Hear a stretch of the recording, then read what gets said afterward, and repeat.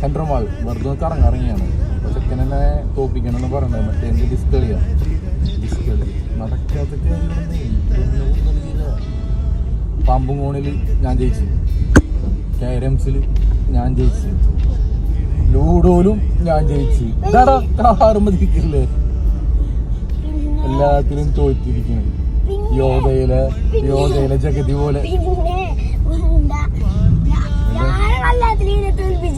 എല്ലാം നടക്കൂല. ക്യാരം ബോർഡിൽ 8 നില പൊട്ടി, 16 നില പൊട്ടി.